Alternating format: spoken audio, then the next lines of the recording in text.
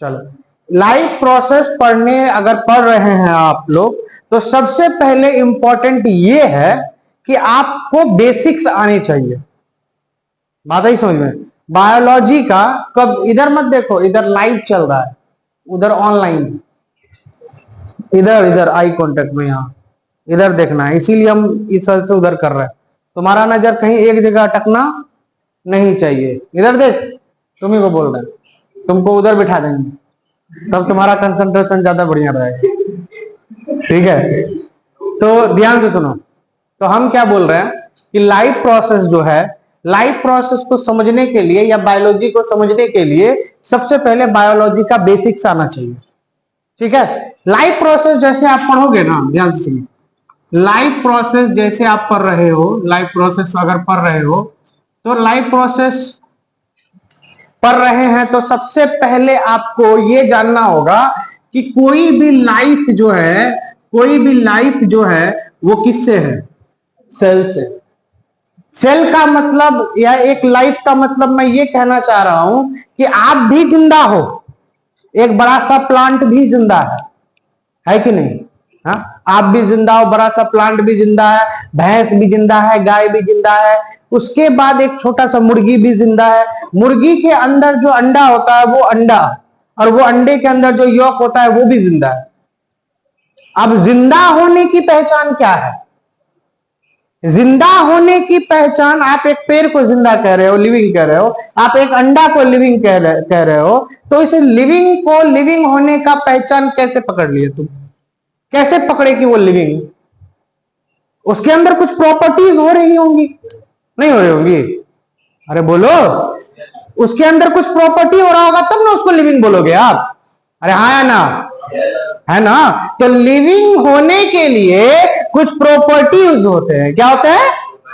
क्या होता है? प्रॉपर्टीज होते हैं। तो पहली बात तो ये कि अगर मैं किसी लिविंग की बात कर रहा हूं, लाइफ प्रोसेस किसी भी लिविंग में ही चलेगा, और लिविंग जो बना है वो लिविंग किससे बना है? सेल से बना है। किससे बना है? सेल से। यानी एक सेल जिंदा है। टाइगर जिंदा है उसकी बात हम नहीं कर रहे, किसकी बात कर रहे हैं? सेल की। तो सेल क्या है? जिंदा, मतलब उसके अंदर जान है। अब जान कैसे है? तो जान ऐसे है कि इस सेल को अगर कोई भी एक्टिविटी करना हो, इस सेल को अगर कोई भी एक्टिविटी करना हो, सेल को क्या करना हो? कोई भी एक्टिविटी करना हो सेल को, तो उसके लिए ये खुद एटीपी यानी एनर्जी बनाता है, और उसी को फिर क्या कर लेता है? यूज कर लेता है। और फिर यूज करने के बाद उससे कोई काम करता है, कोई एक्टिविटी करता है। एक जिंदा होने की पहचान यही है कि कोई एक्टिविटी कर रहा हो चीज अपने आप, और वो एनर्जी ले रहा है, काम कर रहा है, एनर्जी ले रहा है, काम कर रहा है, और उस एनर्जी को बना भी रहा है। लेकिन नॉन लिविंग जितना भी है उसको एनर्जी दोगे तो वो काम करके दिखा देगा, लेकिन वो एनर्जी बनाता नहीं, ये बना रहा है। लेकिन अब सवाल ये है कि ये एनर्जी बनाने के लिए क्या लेता है? सवाल ये है कि एनर्जी बनाने के लिए क्या लेगा? तो एनर्जी बनाने के लिए क्या लेगा? फूड लेगा। क्या लेगा? फूड। और ये फूड जो लेगा तो उससे एनर्जी बनाएगा, हाँ या ना? हम एक सेल की बात कर रहे हैं, लेकिन जो एक सेल कर रहा है वही हम भी कर रहे हैं। इसका मतलब हम सेल का ही बने, और सेल ही हमारे अंदर वो सारा चीज कर रहा है। हम बोले तो स्टैंड नहीं लगाने, तो यहां पे क्या बोला कि फूड जो हम ले रहे हैं, तो वो फूड में होते क्या क्या है? ये है बेसिक। मैंने अभी बोला लाइफ प्रोसेस पर आने से पहले मुझे आपको थोड़ा सा बेसिक्स बताना होगा। तो बेसिक्स आपको ये जानना है कि इस चैप्टर में, हेलो, इधर इधर, हाँ, इस चैप्टर में जो आप पढ़ने वाले हो वो चीज जानने से पहले थोड़ा सा जो बेसिक है वो यही बेसिक जानना होगा कि एक सेल के अंदर लाइफ है, और वो लाइफ परफॉर्म करने के लिए क्या लेता है? फूड लेता है। लाइफ परफॉर्म करने के लिए, वो एनर्जी बनाने के लिए और क्या लेता है? ऑक्सीजन। और ये निकालता क्या है? CO2। नहीं।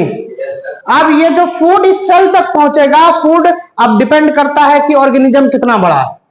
अगर ऑर्गेनिज्म एक सिंगल सेल का है तो वो अपने तो हिसाब से फूड लेगा, और अगर किसी ऑर्गेनिज्म के पास बहुत सारा सेल है तो वो अपने हिसाब से फूड लेगा। अब जिसके पास ज्यादा लेबर है या ज्यादा बंदे हैं, वो अलग बंदा अलग अलग काम पकड़ा देंगे तो काम जल्दी होगा, होगा कि नहीं होगा? तो अगर जिसके पास बहुत सारा सेल है, क्या आपके पास है बहुत सारा सेल? क्या आप एक ही सेल के बने हो? बोलो, एक सेल है तुम्हारे पास? कितना सेल है? हाँ, बहुत सारा, बहुत सारा। 100 ट्रिलियन, 100 ट्रिलियन का 90% आपके, 10% आपके बॉडी का है। हमारे बॉडी का कितना? 10 ट्रिलियन सेल हुआ, बाकी 90 ट्रिलियन सेल हमारे बॉडी में बैक्टीरियाज है। 9 गुना ज्यादा हमारा बॉडी का सेल जो है, जितना अपने पास है उससे 9 टाइम्स ज्यादा सेल हमारे बॉडी में बैक्टीरियाज है, माइक्रो ऑर्गेनिजम्स। तो हम जो ये सेल के बने हैं, ये सेल जो हमारा काम कर रहा है, मैं बोल रहा हूं, आप सुन रहे हो? नहीं सुन रहे? अरे मुंह से बोल पाते, सुन रहे हो? हाँ, तो सुन रहे हो तो किससे? कान से सुन रहे हो? किससे सुन रहे हो? कान से सुन रहे हो। अब मुंह से क्या कर रहे हो? बोल रहे। अच्छा, खाते भी हो? अच्छा, खाते भी हो। तो मुंह से बोल रहे हो, तो मुंह जो बना है, मुंह को बोलने में लिप का काम है? नहीं है? लिप का काम है? टंग का काम है? आई का काम है? नहीं है। देखने में है? सुनने में है? अच्छा, सुनने में किसका काम? कान का। तो ये सब किसका बना है? सेल का। आप कहोगे सर ये तो स्किन का बना है, तो स्किन किसका बना है? तो टिश्यू का। कौन सा टिश्यू? Epithelial tissue. भूल गए? तो ये टिश्यू का बना, और ये टिश्यू किसका बना? सेल का। अब इसका मतलब मैं बोल रहा हूं, टंग बोलने में मदद कर रहा है, टंग बुलवा रहा है, लिप बुलवा रहा है, नहीं बुला रहा। तो ये जो बोलने में मदद कर रहा है, तो सारे सेल के ग्रुप मिलके काम कर रहे हैं, तब बोल रहे हैं ना। तो इसका मतलब हम बोल रहे हैं, सेल बुलवा रहा है, सेल बोल रहा है, नहीं? अरे बोलो। तो अब इस सब एक्टिविटी करने के लिए क्या ले रहा है? ये फूड। और क्या ले रहा है? ऑक्सीजन ले रहा, नहीं ले रहा? अच्छा, और भी बहुत कुछ ले रहा है। अब सवाल ये है कि इसका फूड क्या क्या हो सकता है। तो उसको जानने के लिए हम लोग ये जानेंगे कि आखिर सेल बना किसका है। जब भी बायोलॉजी शुरू होती है तो कहानी सेल से ही शुरू होती है, क्योंकि आप बायोलॉजी की बात कर रहे हो, आप लिविंग की बात कर रहे हो, और आप लिविंग की बात कर रहे हो तो लिविंग बिना सेल का हो ही नहीं सकता। कोई ऐसा लिविंग बताओ जो सेल का नहीं बना? बताओ, कोई है ऐसा जो बता सकता है सर ये फलाना लिविंग है और ये कोई सेल का बना हुआ नहीं है? बताओ। और जो बता दिया उसे 100 रुपए वाला डेयरी मिल्क। कोई लिविंग का नाम बताओ और वो सेल का बना हुआ नहीं होना चाहिए। है? घुटना में दम लगाओ, जोर डालो जरा घुटने पे। नहीं है? घुटना में भी नहीं है? जा रे जा। तो कहने का अर्थ यह है कि अगर आप किसी लिविंग की बात कर रहे हो तो वो सेल का बना होगा ही।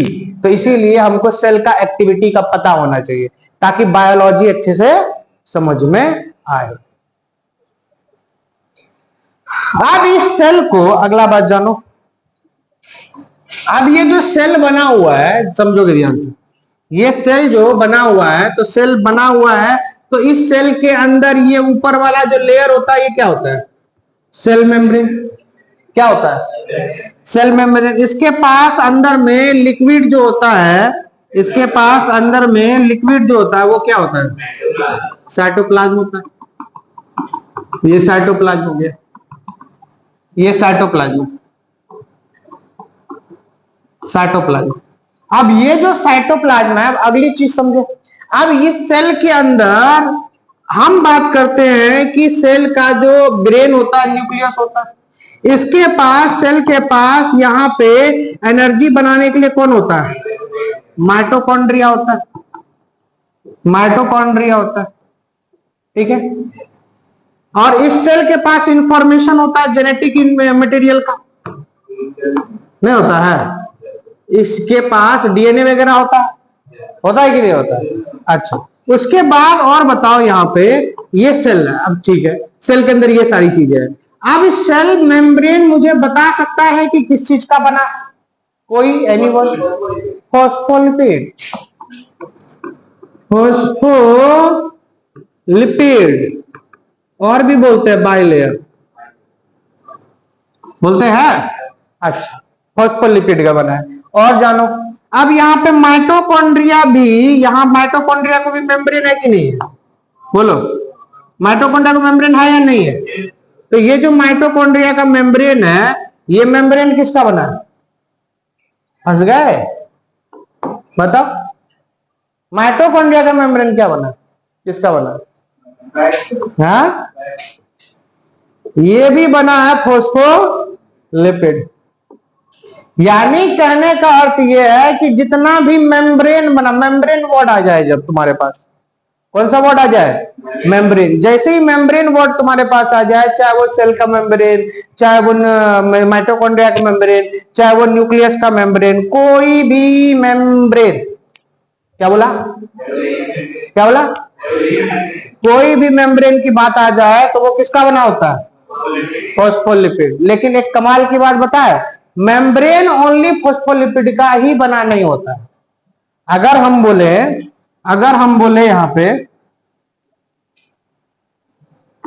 अगर हम बोले ये फॉस्फोलिपिड की बात कर रहे हो, तो अगर यहां पे कोई मेम्ब्रेन है, ध्यान से समझोगे, अगर ये कोई सेल मेम्ब्रेन है, अगर ये कोई सेल मेम्ब्रेन है, तो ये जो सेल मेम्ब्रेन होता है ओनली किस फॉस्फोलिपिड का बना हुआ नहीं होता। ये वो सेल मेम्ब्रेन है, ठीक है। ये जो सेल मेम्ब्रेन होता है, ये सेल मेम्ब्रेन पे प्रेजेंट है यहां पे बीच में प्रोटीन। क्या प्रेजेंट है? प्रोटीन प्रेजेंट है। सेल मेम्ब्रेन की बात कर रहे हो, ये सेल मेम्ब्रेन का स्ट्रक्चर है। बात समझ रहे हो? ये सेल मेम्ब्रेन की, ये जो पीला वाला देख रहे हो ना, ये वाला पार्ट, ये सेल मेम्ब्रेन है। ये क्या है? ये सेल मेम्ब्रेन। तो सेल मेम्ब्रेन का जब स्ट्रक्चर देखते हो तो आपको क्या क्या नजर आता है? यहां पे मिलता है आपको फॉस्फोलिपिड, यहां पे मिलता है आपको फॉस्फोलिपिड, ये फॉस्फोलिपिड हो गया। लेकिन ये जो फॉस्फोलिपिड है, साथ में यह प्रोटीन भी है कि नहीं? तो इसका मतलब ये है कि प्लाज्मा मेम्ब्रेन फॉस्फोलिपिड का बना तो है, लेकिन उसके ऊपर प्रोटीन्स भी है, नहीं है? तो इसका मतलब एक सेल को, अरे भाई अगर बात कर रहे हो तुम सेल बनाने की बात, सेल बनाने की बात कर रहे हो, तो सेल में मेम्ब्रेन तो होगा, मेम्ब्रेन होगा तो वो फॉस्फोलिपिड का बना है। लिपिड के साथ साथ मेम्ब्रेन पे और क्या है? प्रोटीन। क्या है? प्रोटीन है। बोलो। हाँ, फॉस्फोलिपिड किससे बना होता है? वही मैं बताने जा रहा हूं, मैं वही बताने जा रहा हूं। और सुनो, ये माइटोकॉन्ड्रिया की बात कर रहे हो? अरे हाँ ना, तुम्हारा नाम हम भूल गए हैं, बता दो प्लीज। आकांक्षा। आकांक्षा इधर देखो, नहीं तो आज देख लोगे क्या होता है, ठीक है। आज जाओगे तो जाहिर सी बात है यूट्यूब पे सर्च करोगे, और सर्च करोगे तो उसमें यूट्यूब में शॉर्ट सेक्शन आएगी। तो शॉर्ट्स में बच्चे से सवाल जब पूछते हैं ना, 3 4 5 सवाल, तो भूलता है कि उसको याद आता है वैसे वैसे शॉर्ट सब भी देखोगे। हाँ हाँ, चॉकलेटी कुछ, और चॉकलेट भी रहता है स्क्रीन पे, ठीक है। चलो देखो, ध्यान दो, कंसंट्रेशन तुम्हारी सबसे बड़ी ताकत है। एक स्टूडेंट की सबसे बड़ी ताकत उसका कंसंट्रेशन। बात ही समझिए। हाँ, कंसंट्रेशन नहीं तो फिर कोई मतलब ही नहीं तुम्हारा समय खराब करके। इसीलिए बोले आई कांटेक्ट में रहो। और जयजीत घोष है नालायक, बकलोलवा है। ये बात समझा रहे हैं, उस टाइम भी इसका कंसंट्रेशन इस पे नहीं। तो यहां पे मैं माइटोकॉन्ड्रिया की बात कर रहा था। तो माइटोकॉन्ड्रिया का भी मेम्ब्रेन फॉस्फोलिपिड और प्रोटीन, अभी जो बता रहा हूं उधर प्रोटीन, यहां भी प्रोटीन हो गया। मेम्ब्रेन तो एक ही जैसा ना होगा। अरे मैंने अभी बोला ना, सब मेम्ब्रेन एक ही जैसा है, बस यही है कि किसी में प्रोटीन ज्यादा है कम है, या फॉस्फोलिपिड ज्यादा है कम है, बस इतना ही है, लेकिन एक ही केमिकल का बना। अरे घर तुम्हारा कोठी हो या महल हो, बनेगा तो ईटा से ही ना, सीमेंट से ही ना, वही बात।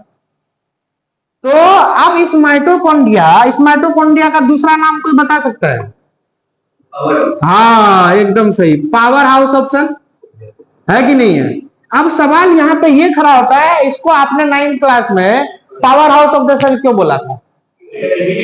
एटीपी जनरेट होता है, और जब ये एटीपी बनाता है तो एटीपी बनाने के लिए यहाँ पे अब इसको कुछ ना कुछ तो चाहिए। अरे ऐसे तो नहीं बना देगा एटीपी, कुछ चाहिए। क्या चाहिए? फॉस्फेट। इस माइटोकॉन्ड्रिया को एटीपी बनाने के लिए फूड चाहिए। क्या चाहिए? फूड चाहिए। देखो बहुत मजेदार कहानी को एक जगह लेके जाके जोड़ेंगे। इसको चाहिए फूड, और तब ये क्या बनाएगा? एटीपी। अब सवाल ये है कि इस माइटोकॉन्ड्रिया का फूड क्या है?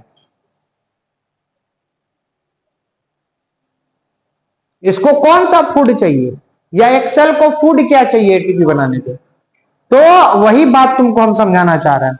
एक सेल को फूड बनाने के एक सेल का जो फूड होता है, समझोगे ध्यान से। एक सेल का जो फूड होता है, ये फूड कुछ और नहीं होता है, तो ये फूड होता है कार्बोहाइड्रेट्स। क्या होते हैं? कार्बोहाइड्रेट्स होता है। क्या होता है? कार्बोहाइड्रेट्स होता है। सुने हो कार्बोहाइड्रेट्स का नाम? क्या होता है? खाली नाम सुने हो?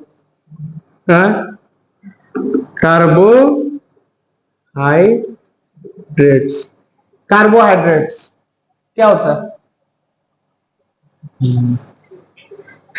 अब इसी फूड को एटीपी बनाने के लिए इसी सेल को और भी चीजें चाहिए। तो इस सेल को चाहिए यहाँ पे प्रोटीन भी ले सकता है एनर्जी बनाने के लिए, और क्या चाहिए? तो लिपिड भी ले सकता है। अब देखो मेरी बात को जरा समझो, लिपिड का मतलब फैट हो गया।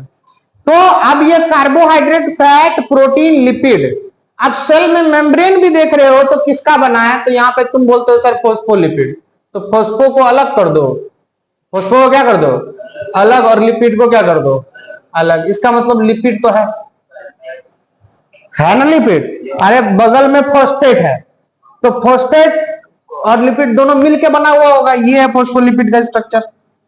तुम जो फॉस्फोलिपिड की बात कर रहे हो ना, ये रहा वो फॉस्फोलिपिड।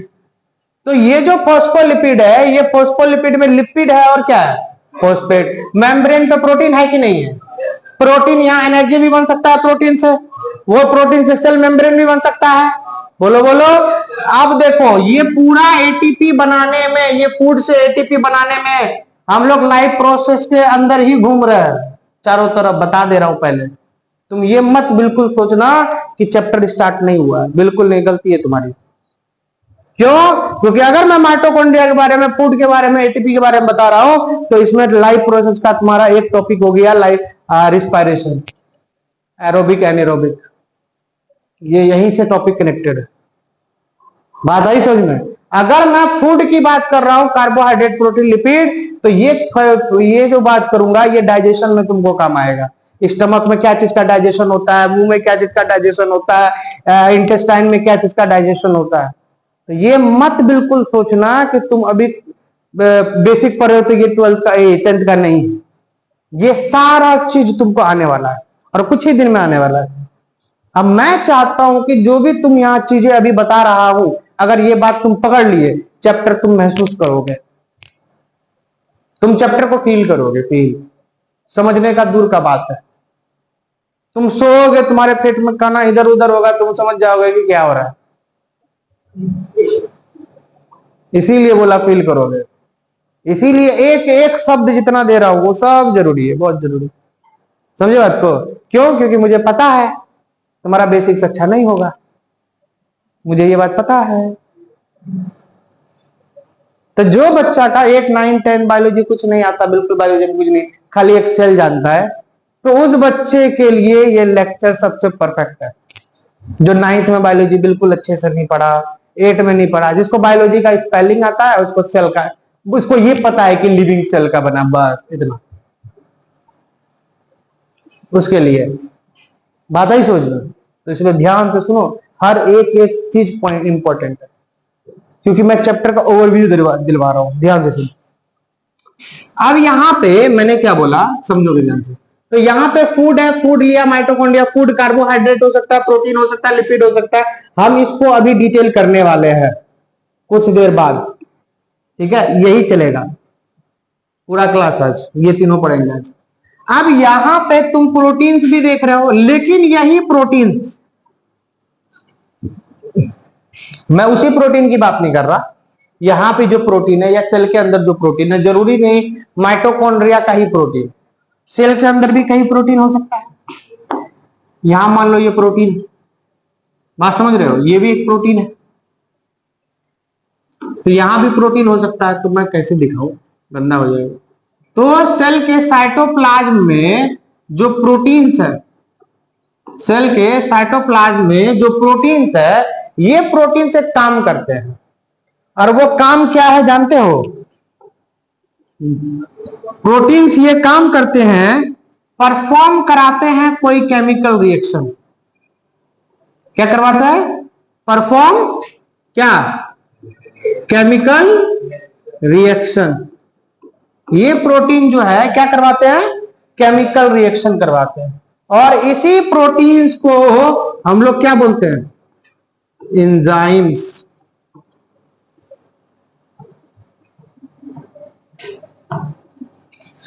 क्या बोलते हैं इसको? एंजाइम्स।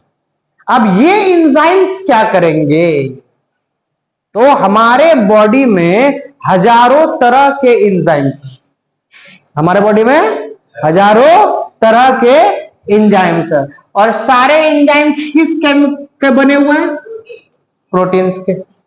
अब मुझे ये बता, अब केमिकल रिएक्शन तुम नहीं समझे होंगे, हमको पता है कौन सा केमिकल रिएक्शन, क्या लिख दिए सर केमिकल रिएक्शन।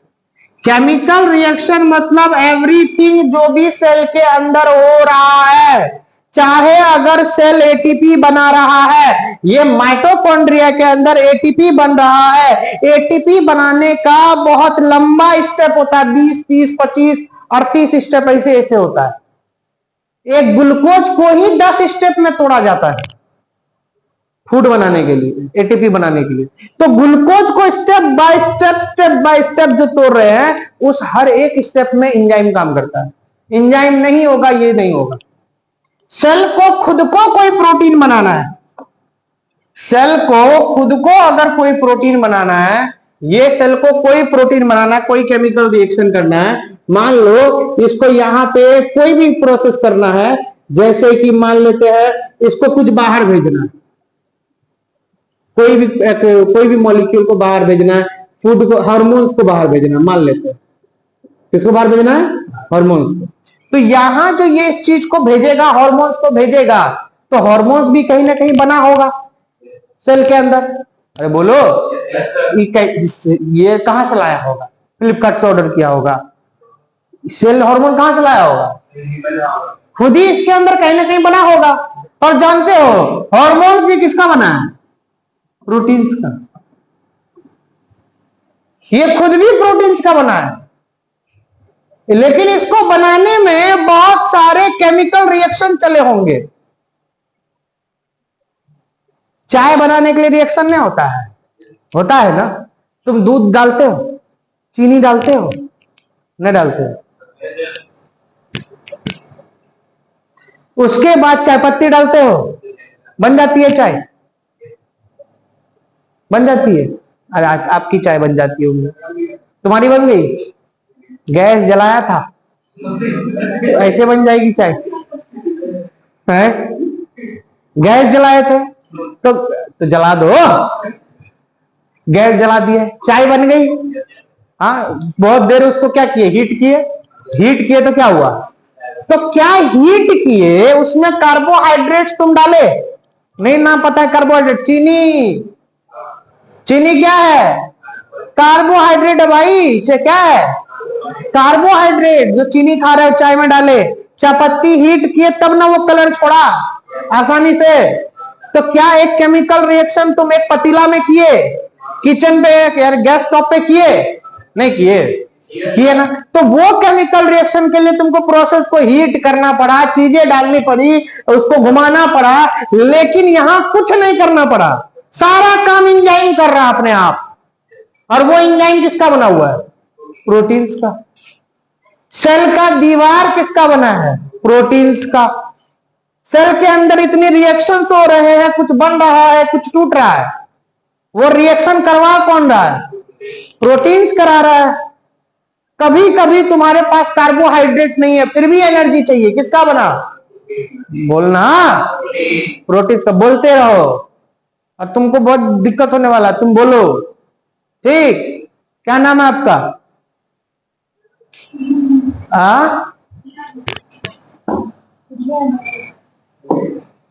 नूर तो समझ में आया, उससे पहले गुड़िया। गुड़िया। गुड़िया। अच्छा हुरिया। हुरिया। अच्छा अच्छा, बैठो प्लीज, ध्यान देना। समझ आ रहा है? हाँ ध्यान देना। तो मैं क्या बोला, क्या बोल रहा था? हाँ अच्छा। तो किसी भी रिएक्शन के लिए कोई ना कोई तो है, एंजाइम है, नहीं है? तुमको केमिकल रिएक्शन समझ में आया? हम बताए अभी कि केमिकल रिएक्शन हो रहा है, तो केमिकल रिएक्शन तुमको यहां समझ में आया कि केमिकल रिएक्शन करवाने के लिए कोई ना कोई एंजाइम है।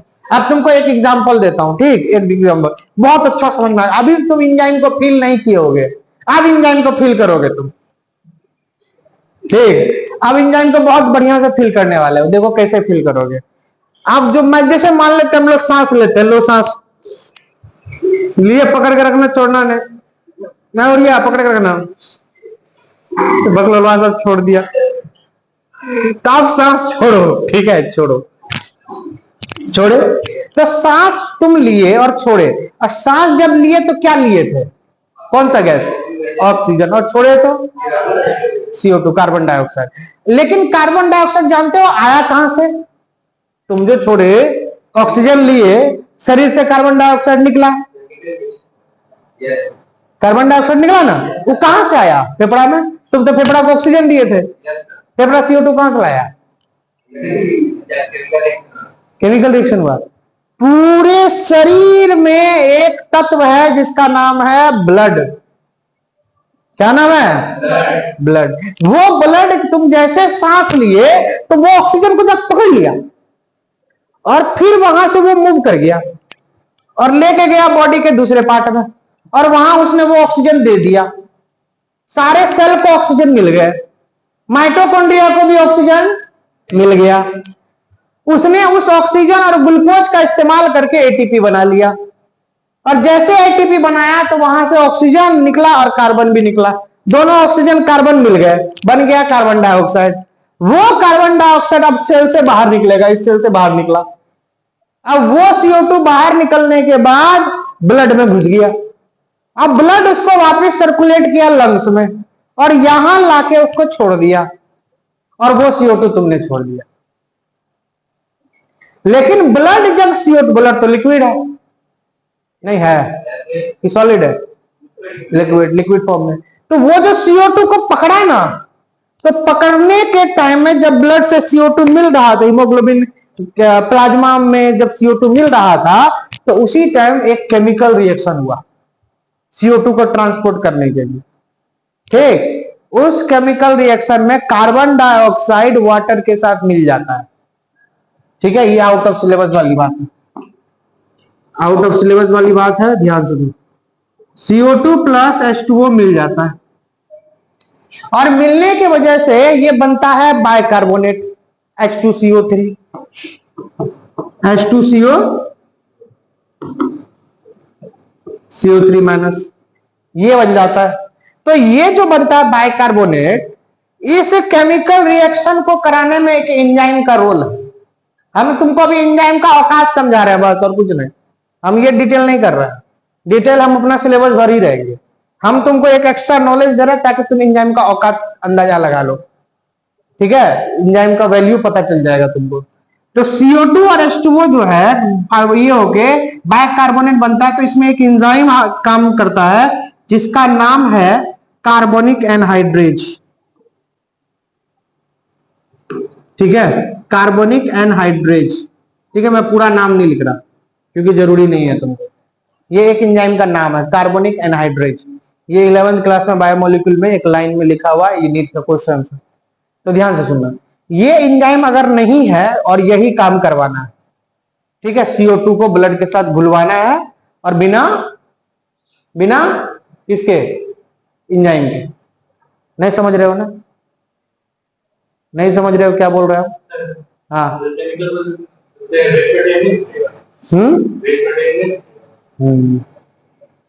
ठीक है, हम समझाते हैं तुमको। यहां तक समझे कि एंजाइम जो है, प्रोटीन्स जो है केमिकल रिएक्शन करता है, वो केमिकल रिएक्शन करवाने वाला प्रोटीन को एंजाइम्स बोलते हैं। यहां समझे? बस यहीं से आगे चलते हैं। हम एंजाइम्स का औकात बताना चाहते थे तुमको, तो हम उतना और डिटेल में नहीं जाएंगे। सिंपल सा एक एग्जांपल देते हैं। सिंपल, हमारे बॉडी में कार्बन डाइऑक्साइड का ट्रांसपोर्ट कराने में एंजाइम जो केमिकल रिएक्शन में पार्टिसिपेट करता है, तो वही रिएक्शन बिना एंजाइम के करोगे। जैसे तुम CO2 लिए, CO2 लिए तो यहां जो अब केमिकल रिएक्शन होगा 200 CO2, हाँ कार्बन डाइऑक्साइड जो लिए तुम, सॉरी ऑक्सीजन लिए, कार्बन डाइऑक्साइड जो छोड़ रहे हो, तो वो जब ब्लड के साथ मिलता है कार्बन डाइऑक्साइड, हम बोल रहे हैं कार्बन डाइऑक्साइड जो है वो किसके साथ मिलता है, ब्लड के साथ मिलता है। तो उस टाइम में एक केमिकल रिएक्शन होता है, और उस केमिकल रिएक्शन को होने में ये जो तुम देख रहे हो ना, एक केमिकल रिएक्शन, ये जो एक केमिकल रिएक्शन होगा 1 घंटा में 200 होगा बिना एंजाइम का।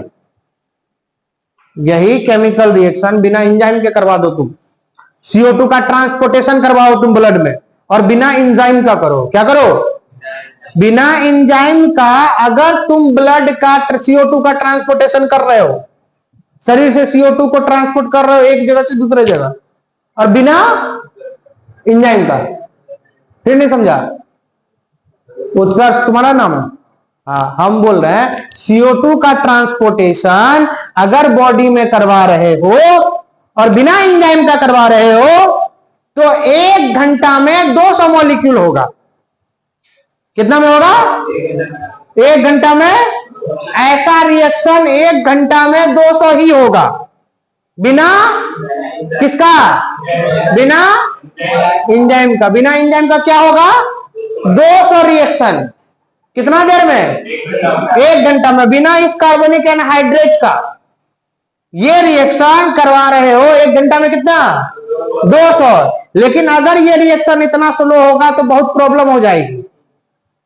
तो इस काम को करवा रहा है एंजाइम। कौन करवा रहा है? एंजाइम का नाम है कार्बोनिक एनहाइड्रेज। क्या नाम है? ये एंजाइम जब ये काम कराता है 1 सेकेंड में 6 लाख रिएक्शन कराता है।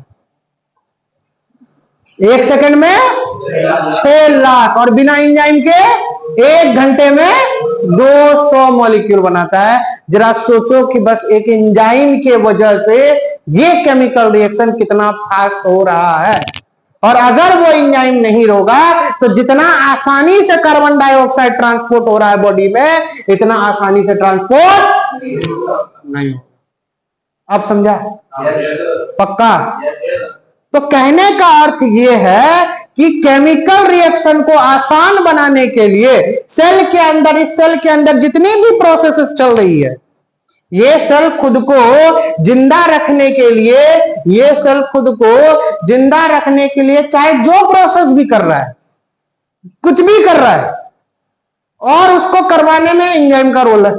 किसका रोल है? बिना एंजाइम ये कोई चीज होगा? तो अगर हुआ भी तो बहुत कम, बहुत स्लो होगा।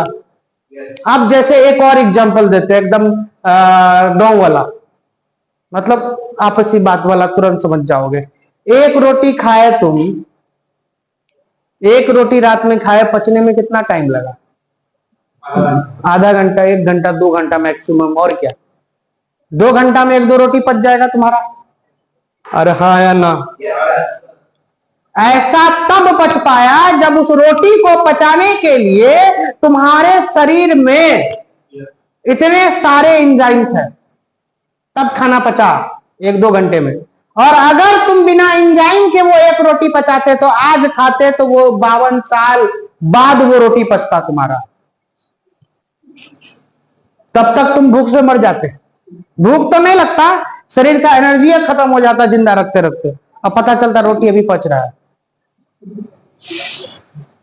उससे क्या एनर्जी निकालोगे तुम? तो हम तुमको ये समझाना चाह रहे हैं कि तुम्हारे बॉडी में ये सारा चीज तुम आसानी से खाना पचा रहे हो, तुम खा रहे हो और आसानी से पच जा रहा है। और ये जो पच रहा है इसके अंदर जो केमिकल्स काम कर रहे हैं इसको पचाने के लिए, उन्हीं केमिकल्स को हम लोग क्या बोलते हैं? एंजाइम्स बोलते हैं। क्या बोलते हैं? एंजाइम्स बोलते हैं। उन्हीं केमिकल्स को हम लोग यहाँ एंजाइम्स बोलते हैं। तो उस केमिकल को करवाना, खाना को तोड़ना, सेल के अंदर में कुछ बना देना, प्रोटीन का बनाना, अगर सेल डैमेज हो गया है यहाँ पे सेल मेम्ब्रेन को बनाना, ये सेल मेम्ब्रेन को रिपेयर करना है, न्यूक्लियस को रिपेयर करना है, कुछ भी एक्टिविटी करना है सेल को, उसके लिए सेल को केमिकल रिएक्शन करना होगा। सेल को जीने के लिए ही केमिकल रिएक्शन करना होगा। बात खत्म। बात समझ रहे हो? इसको जीने के लिए, क्योंकि सब कुछ बनाना है, एनर्जी बनाना है, रिपेयर करना है, खुद को बैक्टीरिया से बचाना है, हर एक केमिकल प्रोसेस करने के लिए इसको एंजाइम चाहिए कि नहीं चाहिए? और एंजाइम किसका बना है? प्रोटीन का। तो इसका मतलब अगर से प्रोटीन नहीं रहेगा तो सेल रहेगा? बिना प्रोटीन का सेल की कल्पना कर सकते हो? नहीं कर सकते। कार्बोहाइड्रेट नहीं रहेगा तब भी वो लिपिड से, ऑयल से, ऑयल खाते हैं ना हम लोग, सब्जी में खाते हो ऑयल? बिल्कुल खाते हो। सबसे पहले तो कढ़ाई में ऑयल पड़ता है, नहीं पड़ता है?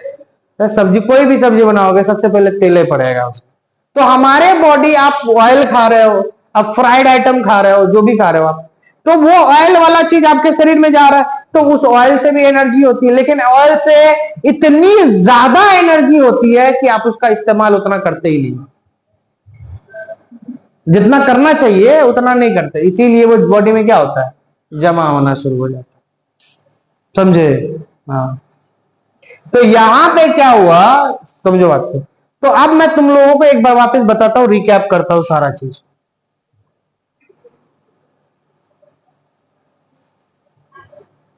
तो मैं ये कहना चाह रहा हूं कि जिंदा होने के लिए बंदा सेल का बना, और सेल सारा एक्टिविटी करता है, नहीं करता? लेकिन इस सारा एक्टिविटी करने के लिए सेल को सबसे इंपॉर्टेंट जो है ये 3 कंपोनेंट है। पहला क्या? कार्बोहाइड्रेट। दूसरा क्या? तीसरा क्या? लिपिड। तो ये 3 चीज जो है, ये 3 चीज सबसे जरूरी है सेल के लिए, क्योंकि ये प्रोटीन कहीं मेम्ब्रेन बना सकता है, ये प्रोटीन चाहे कहीं सेल में कोई केमिकल रिएक्शन करा सकता है, ये प्रोटीन है ना, ये प्रोटीन किसी मेम्ब्रेन को बना रहा है, न्यूक्लियस को बना रहा है। ये कार्बोहाइड्रेट जिससे एनर्जी निकाला जा रहा है, फूड निकाला जा रहा है और उससे एटीपी बनाया जा रहा है। ये लिपिड बॉडी में स्टोर किया जा रहा है या फिर एनर्जी बनाने के लिए रखा जा रहा है, फूड रिजर्वोयर की तरह। तो ये सारे कंपोनेंट्स हमको पढ़ने हैं डिटेल में। बात आई समझिए? हाँ या ना? चलो, अब एंजाइम्स जो केमिकल रिएक्शन करता है ना, एंजाइम्स जो केमिकल रिएक्शन करता है, इसी केमिकल रिएक्शन को जो है, इसी केमिकल रिएक्शन को हम लोग बोलते हैं मेटाबॉलिज्म। क्या बोलते हैं? मेटाबॉलिज्म बोलते हैं। क्या बोलते हैं? मेटाबॉलिज्म, है ना? ऑल्सो कॉल्ड, ये इसको हम लोग मेटाबॉलिज्म बोलते हैं। मतलब किसी सेल के अंदर जो भी केमिकल रिएक्शंस हो रहे हैं, बात समझे? सेल के अंदर क्या हो रहा है? सेल के अंदर क्या हो रहा है? और उसी केमिकल रिएक्शन को हम लोग क्या बुलाते हैं? क्या बुलाते हैं? मेटाबॉलिज्म बुलाते हैं। क्लियर है? हमारा अगला टॉपिक है what is metabolism, carbohydrate, protein, lipids. बात आई समझ में? आया ना? चलो जल्दी से छापो। छापना चाहोगे या छोड़ दें? इसको लिखना चाहोगे? नोट्स नहीं करोगे? मेन चैप्टर तो ये नहीं लिखोगे, ये भी नहीं लिखोगे, बहुत रफ हो गया।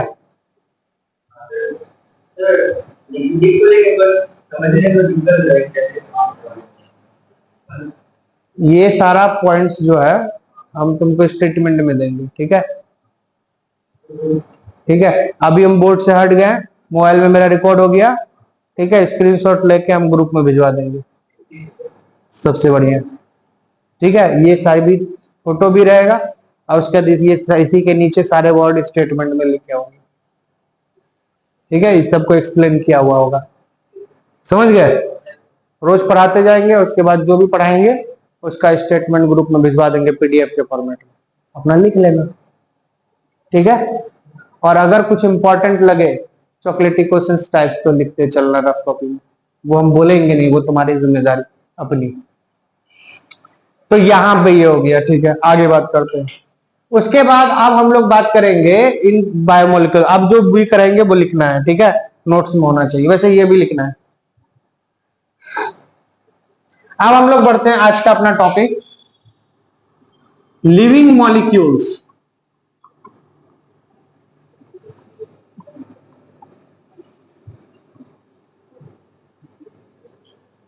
या फिर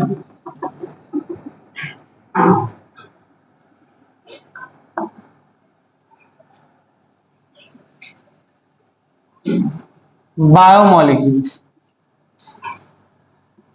ये एक चैप्टर है।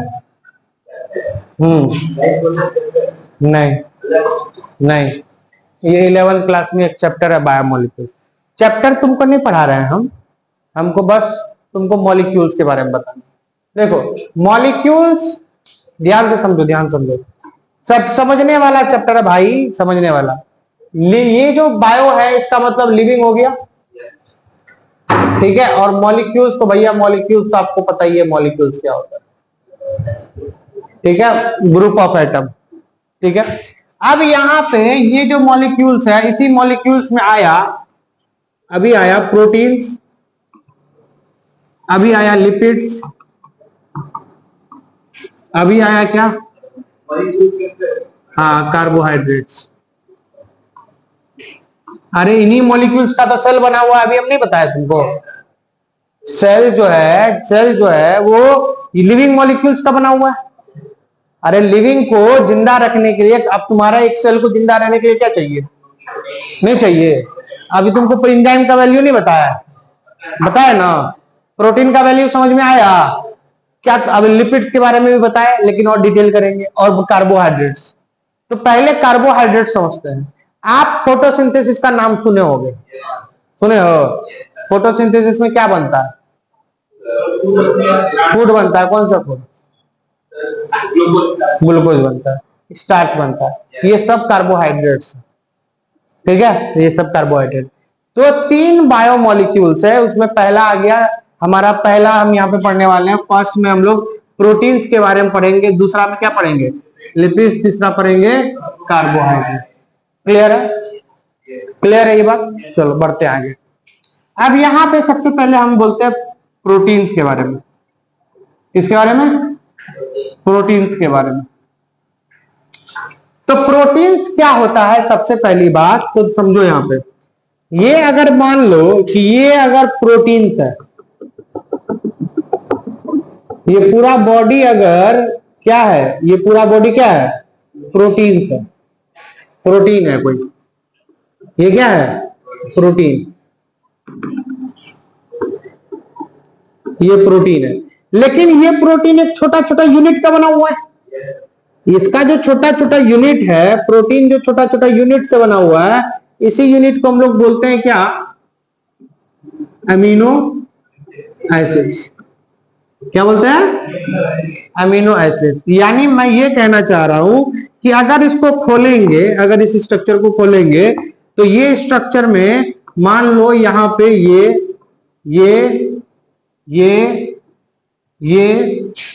ये और ये सभी अलग अलग अमीनो एसिड्स है। ये क्या है? Amino acids. क्या है ये? Amino acids. ये अमीनो एसिड्स है, ये अमीनो एसिड है। ये क्या है? बोलो ना रे। Amino acid. बोलता रहा कर, बोलोगे तब हमको पता चलेगा कि तुम जगे हुए हो। समझ रहे हो बात को? और नहीं बोलोगे तो हम क्या समझेंगे? सोए हो। और हमको सोया हुआ बच्चा पसंद नहीं, सोया हुआ बच्चा बैठा पसंद नहीं। समझा बात को? सोया बच्चा बैठ के पढ़ा हुआ अच्छा नहीं लगता। ध्यान सुनो, अगला भी ये क्या है? Amino acids. सही बोला। तो ये सभी क्या है? Amino acid. सभी अमीनो एसिड जो होते हैं वो अलग अलग फॉर्म में। इन सभी अमीनो एसिड को क्या करो? इन सभी अमीनो एसिड को जोड़ दो। ये अमीनो एसिड एक दूसरे से जुड़ गया, ये अमीनो एसिड दूसरे से जुड़ गया, ये अमीनो एसिड इससे जुड़ गया, ये अमीनो एसिड इससे जुड़ गया, ये अमीनो एसिड इससे जुड़ गया। समझ रहे बात को? जब अमीनो एसिड लगातार जुड़ जाते हैं तो इस स्ट्रक्चर को क्या बोलते हैं हम लोग? प्रोटीन बोलते हैं। क्या बोलते हैं? प्रोटीन। नहीं होता है? क्या बोलते हैं? प्रोटीन। तो यहां पे बोला गया कि ये जो पॉलीमर्स मतलब छोटे छोटे यूनिट, अब जैसे तुमको एक छोटा सा और एग्जांपल दिखाता है, जैसे और समझ लो और समझो। यहां पे ये जैसे कि मान लो प्रोटीन्स का जो होता है, यहां पे जैसे कि मान लो दो एमिनो एसिड है। अगर मान लो यहां एक एमिनो एसिड है, यहां दूसरा एमिनो एसिड है, ठीक है, ये दूसरा एमिनो एसिड है, तो यहां बीच में एमिनो एसिड जुड़ा हुआ है एक दूसरे से। तो ये जो बॉन्ड होता है जो इसको जोड़ता है, इस बॉन्ड का नाम है पेप्टाइड बॉन्ड। क्या बॉन्ड? Peptide bond. ठीक है, एक बॉन्ड होता है एमिनो एसिड के बीच में। जैसे कि बॉन्डिंग किसी भी चीज में है, ये पार्ट और ये पार्ट, ये पूरा एक ही एक दूसरे जुड़ा हुआ है, तो जुड़ा हुआ तो ये आपस में जुड़ने के लिए बॉन्ड बनाया होगा। केमिस्ट्री में पढ़े हो ना बॉन्ड? हाँ, तो वैसे ही बॉन्डिंग होती है। तो ये जो बॉन्ड एक दूसरे से जुड़ा होता है, ये बॉन्ड का नाम है पेप्टाइड बॉन्ड। और ये पेप्टाइड बॉन्ड किनके बीच है? दो एमिनो एसिड के बीच। किसके बीच में? दो एमिनो एसिड के बीच में। अब समझो बात को। अब यहां पे जो पेप्टाइड बॉन्ड है, अब दो एमिनो एसिड जुड़ा हुआ है, तो इसका नाम हो जाएगा, इसका नाम हो जाएगा डायपेप्टाइड्स। क्या नाम हो जाएगा? डायपेप्टाइड्स नाम हो जाएगा। क्या नाम हो जाएगा? डायपेप्टाइड्स। बात समझ रहे हो? और अगर ऐसा होगा,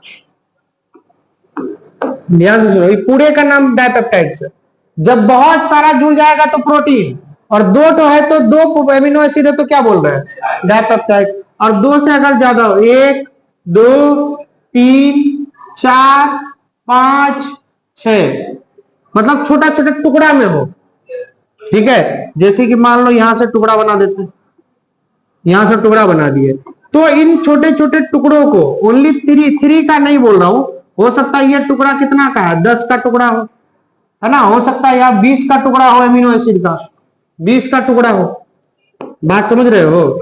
यहाँ पे एक टुकड़ा ये रहा जो 20 का टुकड़ा है, यहां मान लेते हैं ये 10 का टुकड़ा है, तो इनको हम लोग बोलते हैं पेप्टोन्स। क्या बोलते हैं? पेप्टोन्स। या फिर क्या बोलते हैं? नहीं, प्रोटीन नहीं, प्रोटीओसिस या फिर पेप्टोन्स। पेप्टोन्स। अब इस बात को जरा समझोगे आराम से। ये सिलेबस का चल रहा है, बता दो, सिलेबस चल रहा है, समझ लो। तुम लोग का बोलना बहुत जरूरी है, ये मेरे लिए लिथल है। हाँ, पेप्टोन्स के बाद प्रोटीओसिस लिखे हैं। हाँ, सुनो ध्यान से। हम बोले इन टुकड़ों को क्या बोलते हैं हम लोग? पेप्टोन्स, प्रोटीओजेस या पेप्टाइड्स। पेप्टाइड्स समझोगे? तो ये टुकड़ा, अब ये डायपेप्टाइड्स, ये टुकड़ा, ये टुकड़ा, ये टुकड़ा, सब टुकड़ा प्रोटीन का टुकड़ा है। ये सभी, इन सभी टुकड़ों को क्या करो? जोड़ दो। इन सभी टुकड़ों को क्या करो? जोड़ दो। इन सभी टुकड़ों को, इन सभी टुकड़ों को, इन सभी टुकड़ों को, डायपेप्टाइड्स को, पेप्टोन्स को, प्रोटीओजेस को और पेप्टाइड्स को, सभी को जोड़ दोगे तो जोड़ने के बाद क्या बन जाएगा? प्रोटीन्स। नहीं समझे? अरे हम अभी कुछ देर पहले ही बोले थे कि एक प्रोटीन जो होता है एक लंबा सा चेन होता है। किसका?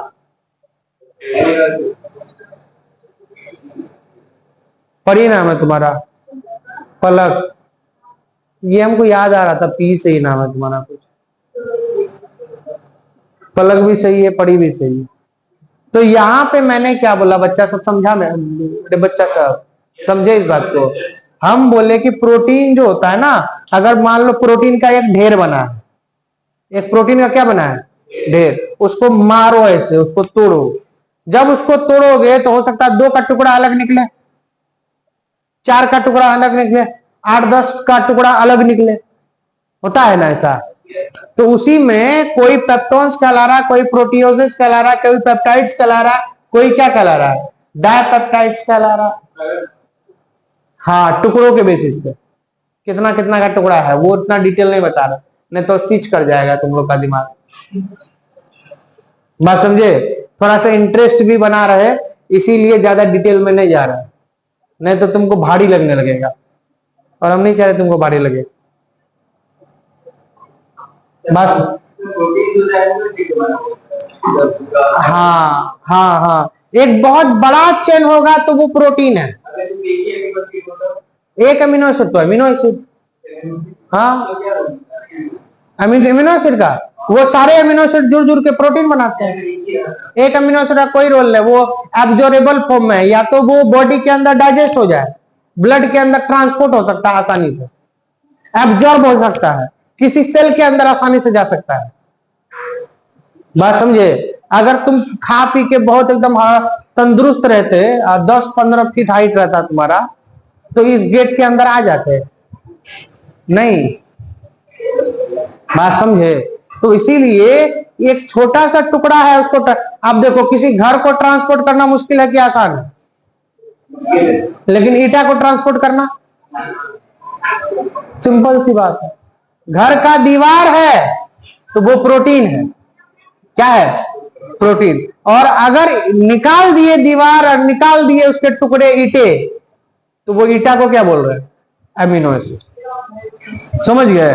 तो और फायदा क्या है खुला फॉर्म में रहने से? फायदा ये है कि तुम अपने अनुसार जो चाहो वो प्रोटीन बनाओ। नहीं समझे?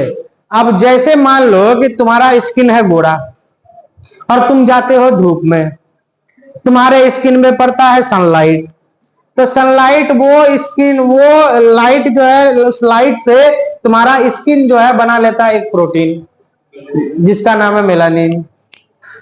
स्किन का कलर तुम्हारा डार्क हो गया, तो ये प्रोटीन बनाया ना सेल, लेकिन उससे पहले वो अमीनो एसिड के फॉर्म में होगा, अमीनो एसिड अपने फॉर्म में होगा, तुम्हारे डाइट से गया होगा। तुम दाल खाए?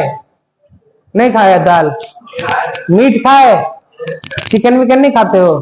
अंडा खाते हो? दूध पीते हो? तो प्रोटीन गया कि नहीं गया? तो प्रोटीन जब गया तो वो प्रोटीन डाइजेस्ट होगा नहीं होगा? होगा। तो टूटेगा नहीं टूटेगा? तो पहली बार टूटेगा तो बड़ा चीज टूटेगा, तो बड़ा टुकड़ा में पहली बार टूटेगा।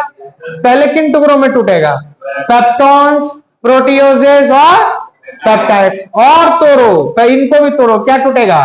डायपेप्टाइड्स। डायपेप्टाइड्स को भी तोड़ो। डायपेप्टाइड्स को तोड़ोगे तो अलग अलग एमिनो एसिड नहीं हो जाता है, बोलो, इनको भी तोड़ दोगे तो निकलेगा क्या? अमीनो एसिड ही ना। तो वही बात तो तुमको हम समझाना चाह रहे हैं कि ये भी डाइपेप्टाइड, दो प्रोटीन दो अमीनो एसिड से जुड़ा हुआ है। यहाँ पे पेप्टोज, प्रोटियोजेस, पेप्टाइड्स, ये ज्यादा अमीनो एसिड से जुड़ा है। जब सब जुड़ जाएगा तो क्या बन जाएगा? प्रोटीन बन जाएगा। तुम दाल खाए, अब समझो कॉन्सेप्ट को। अब असली कॉन्सेप्ट ये है कि तुम खाए दाल, दाल में मिला प्रोटीन, लेकिन वो प्रोटीन दाल का था नहीं था। उस प्रोटीन से तुम्हारा हाइट बढ़ जाएगा, क्या लगता है तुमको? अरे बोलो, वो प्रोटीन कोई हार्मोन्स वाला है तुम्हारे पास? नहीं। अब उस प्रोटीन को तुम्हारा डाइजेस्टिव सिस्टम तोड़ेगा, ठीक है। स्टमक में गया वो प्रोटीन दाल वाला, टूटा। आगे और गया स्मॉल इंटेस्टाइन में और टूटा। इतना टूटा कि वो किस फॉर्म में आ गया? अमीनो एसिड के फॉर्म में। किस फॉर्म में? अब उस अमीनो एसिड के फॉर्म में आने के बाद उस अमीनो एसिड को ब्लड में क्या किया जाएगा? एब्जॉर्ब किया जाएगा। क्या किया जाएगा? जब ब्लड में अमीनो एसिड एब्जॉर्ब हो जाएगा तो अब तुम्हारे सेल में वो अमीनो एसिड चला जाएगा। आ गया सेल के अंदर, सेल के अंदर आ गया अमीनो एसिड। अब उस अमीनो एसिड को सेल या तो एंजाइम बना ले या सेल मेम्ब्रेन बना ले। बात समझ रहे हो? या उसका उस अमीनो एसिड वो जोड़ जोड़ के प्रोटीन बना ले, और वो प्रोटीन या केमिकल रिएक्शन कराए। और क्या कराए? केमिकल रिएक्शन क्या बोलते हैं हम लोग? मेटाबॉलिज्म करा दे। या वो प्रोटीन से एंजाइम्स वाला काम हो गया, या सेल मेम्ब्रेन बन गया, या कोई चीजें ट्रांसपोर्ट हो गई, तो वही दाल वाला प्रोटीन से ना। लेकिन अब दाल वाला प्रोटीन और अपना बॉडी का प्रोटीन एक जैसा है क्या? नहीं। हमारे बॉडी ने प्रोटीन जो बनाया अपने हिसाब से बनाया। दाल का प्रोटीन हमारे बॉडी में नहीं आएगा, भले हम दाल का प्रोटीन खा क्यों ना ले। पनीर का प्रोटीन खा लो या कोई चिकन विकन खा लो, प्रोटीन गया तुम्हारे अंदर, लेकिन वो प्रोटीन तुम्हारा प्रोटीन है जब तक डाइजेस्ट होने के बाद, डाइजेस्ट होने के बाद वो तुम्हारा प्रोटीन हो गया। कैसे नहीं होगा? डाइजेस्ट होने के बाद वो अमीनो एसिड के फॉर्म में आ गया ना। अब उस अमीनो एसिड को जोड़ के प्रोटीन बनाया तो तुम्हारा बॉडी ने बनाया प्रोटीन। हम ये कहना चाह रहे हैं, समझे बात को? लेकिन जब वो चिकन के शरीर में था, जब वो प्लांट्स में था, तो उस टाइम में उसका प्रोटीन था वो। मतलब हम तुमको ये कहना चाह रहे हैं कि तुम अपना प्रोटीन का सोर्स, तुम प्रोटीन जो खा रहे हो वो किसी लिविंग को ही खा रहे हो, तभी आ रहा है। तुम किसी सेल को ही खा रहे हो। तुम चाहे वेजिटेरियन हो या नॉन वेजिटेरियन, खा तुम लिविंग को ही रहे हो। अपनी जरूरतों का पूरा करने के लिए तुम किसी लिविंग को ही खा रहे हो। वो लिविंग खाने के बाद जब वो सेल तुम्हारे शरीर जा रहा है तो सभी सेल के साथ सेम ट्रीटमेंट होता है। तुम पालक खाए, पालक सेल का बना था। तुम चावल खाए, सेल का बना, वो तो सीड है नहीं है? ये सारा चीज सेल का बना, और तुम एक सेल की भूख मिटाने के लिए क्या खा रहे हो? सेल खा रहे हो, और उसी सेल का प्रोटीन्स वगैरह जा रहा है तुम्हारे में। कुछ करना है क्या? बात आई समझ में? अरे बोल। तो इसीलिए मैं ये तुमको समझाना चाह रहा हूं कि तुम जो खाते हो ना, जो खा रहे हो, वो किसी सेल से ही आया है, और तुम अपनी एक सेल की भूख मिटाने के लिए कर रहे हो, एक सेल की जरूरतों को पूरा करने के लिए कर रहे हो। तभी वो सेल या तो रिप्रोडक्शन कर पाएगा, या वो सेल एनर्जी बना पा रहा है। सेल क्या कर रहा है? जीने के लिए सेल एनर्जी बना। ग्लूकोज प्लस ग्लूकोज रहा, क्या बना? माल्टोज। ग्लूकोज और फ्रुक्टोज अगर जुड़ता है तो बनता है सुक्रोज। नाम सुने हो? कब सुना? अभी कुछ देर पहले हम बोले थे कि जब फोटोसिंथेसिस होगा, फूड बनता है ग्लूकोज के फॉर्म में। अब तो प्लांट के बॉडी में ट्रांसपोर्ट भी तो होगा। अरे फोटोसिंथेसिस पत्ता किया कि जड़ किया? लीफ किया कि रूट्स किया? लीफ किया। लीफ में फोटोसिंथेसिस हुआ तो ग्लूकोज बना। लेकिन अगर उस ग्लूकोज को भेजा जाएगा रूट को क्या ग्लूकोज नहीं चाहिए? चाहिए ना। रूट बना रहा है, रूट ग्लूकोज बना रहा है? नहीं बना रहा। लीफ बना रहा है, तो उसको चाहिए कि नहीं चाहिए रूट को? तो ग्लूकोज को भेजेगा कि नहीं? लेकिन वो जैसे ग्लूकोज को भेजेगा तो ग्लूकोज रास्ते में खर्च हो जाएगा। क्योंकि ग्लूकोज इतना स्मॉलेस्ट फॉर्म है एनर्जी का कि उसको कोई भी सेल के द्वारा भेजेगा तो वो उसका सेल यूज कर लेगा, एटीपी बना लेगा। इस तरीके से रूट तक कभी ग्लूकोज पहुंचेगा नहीं पहुंचेगा। तो ग्लूकोज को थोड़ा सा मॉडिफाई कर देगा, थोड़ा सा कॉम्प्लेक्स बना देगा कि एब्जॉर्ब कहीं आसानी से खर्च नहीं हो, तो इसीलिए उसको किस फॉर्म में ला दिया, सुक्रोज। अब प्लांट फोटोसिंथेसिस किया, ग्लूकोज बनाया, अब ग्लूकोज बना के उसको किस में फॉर्म बना दिया, अब सुक्रोज बना दिया। अब ये सुक्रोज जो है अंदर ही अंदर ट्रांसपोर्ट होकर रूट में जाएगा, अब फिर रूट उसको तोड़ेगा, सुक्रोज को तोड़ के क्या क्या निकालेगा, ग्लूकोज और फ्रुक्टोज, और फिर इसका यूज करके एटीपी बना लेगा रूट से। एनिमल में तो होता है, तुम्हारे अंदर है तो तुम्हारी बात की है। फ्रुक्टोज में हम ब्लड शुगर कहाँ लिख दिए, फ्रूट्स। हाँ तो ग्लूकोज, ओनली ग्लूकोज को ना तुम बोल रहे हो, फोटोसिंथेसिस से। हाँ प्लांट में ग्लूकोज नहीं बनेगा, फोटोसिंथेसिस से ग्लूकोज ना बनता है। बॉडी में हम लोग खाते हैं ना, रोटी नहीं खाते हो तो तुम्हारा फूड प्लांट से नहीं है, तुम्हारा। अरे भाई तुम्हारे पास, हाँ एकदम सही पकड़े, तो एकदम सही पकड़े। हमारा सारा फूड का सोर्स कौन है, प्लांट।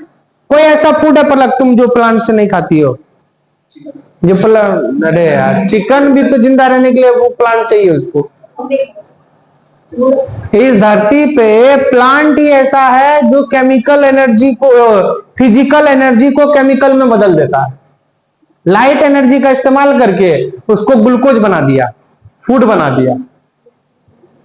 नहीं समझ रहे हो, समझ रहे हो बात को, तुमको नहीं आ रहा है समझ में। हाँ पीछे क्या देखे, एक बार दबाएंगे आ जाएगा। बात समझ रहे हो। तो कहने का अर्थ ओवरऑल यही है कि हम तुमको दिखा रहे हैं शुगर अभी बना कैसे है, कोई बड़ा शुगर बन कैसे रहा है, और बनता है तो क्या नाम है, और उससे मिडल वाला क्या है, और सबसे छोटा क्या है, हम ये तुमको सिखा रहे हैं। तुम रोटी खा रहे हो, कार्बोहाइड्रेट है, स्टार्च है, तो स्टार्च है तो टूटेगा तो किस किस फॉर्म में आ सकता है।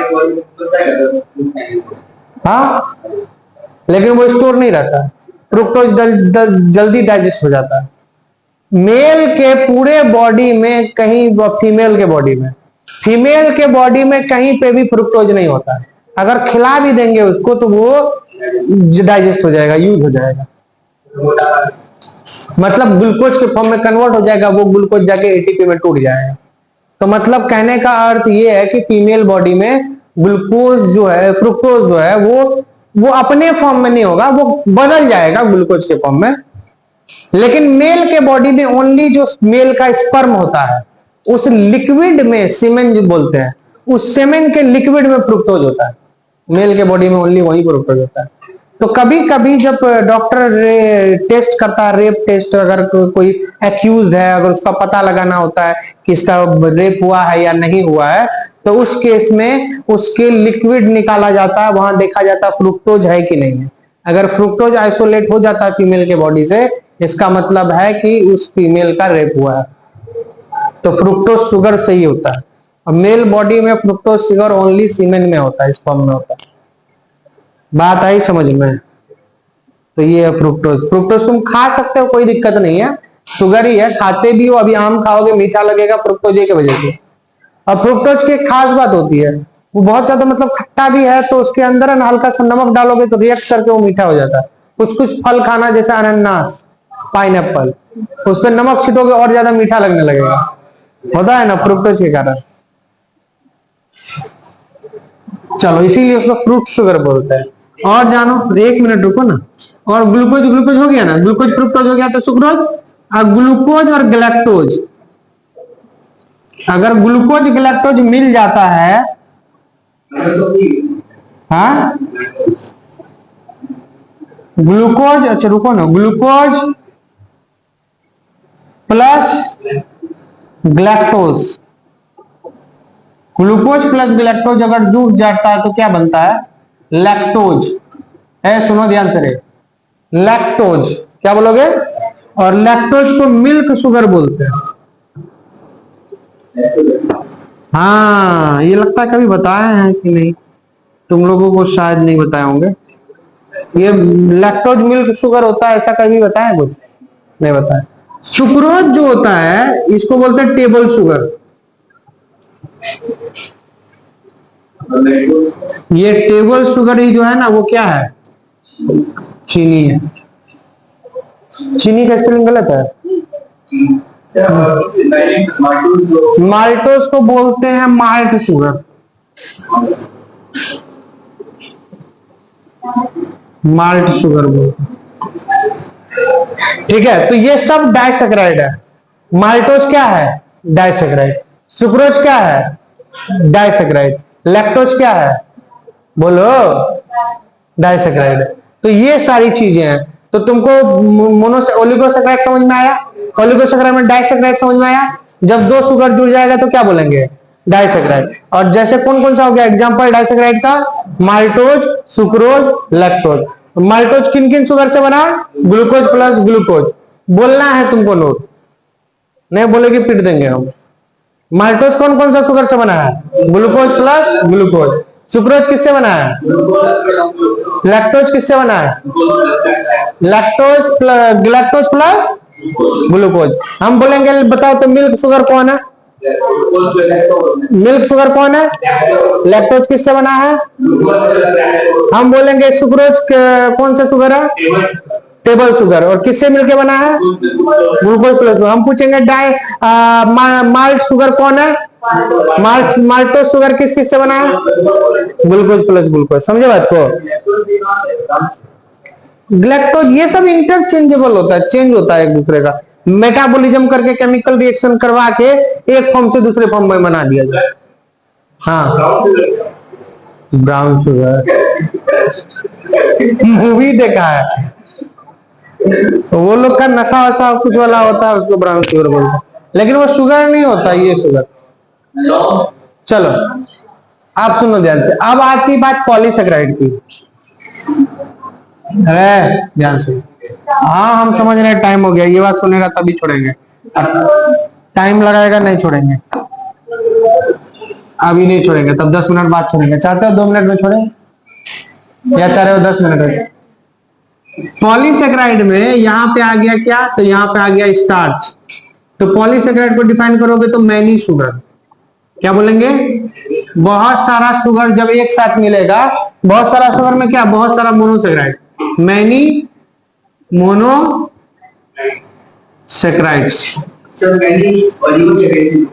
नहीं, हाँ बोल सकते हो। Many monosaccharides are called many monosaccharides are called polysaccharide, polysaccharide. तो पहला पॉलीसेकेराइड में क्या आ गया? स्टार्च आ गया। जानते हो उसमें कितना ग्लूकोज होता है? 37 के ग्लूकोज होता है इसके पास। 37 के समझ रहे हो? हाँ 37,000। और ग्लाइकोजन का नाम सुने हो? सुन लो, आज सुने हो वैसे।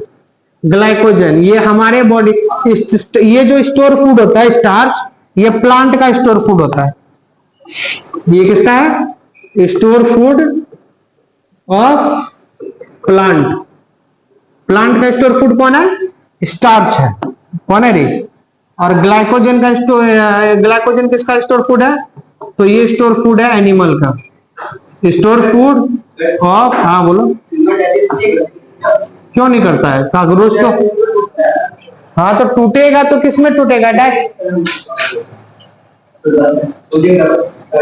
ठीक, कट गया। तो ये स्टोर फूड हो गया किसका? एनिमल का। जानते हो कितना ग्लूकोज होता है इसमें? 6 के 6 लाख। स्टार्च इसमें होता है साइटोप्लाज्म। हाँ स्टार्च में सेल सब में जमा होता है। वो ग्लाइकोजन किसमें? कोई तो ऑर्गेन हो उसमें। ग्लाइकोजन लीवर में 600 के है, 6 लाख।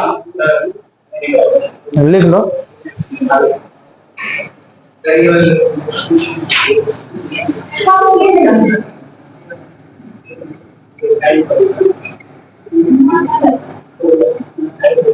लो अच्छा दे देंगे इसको।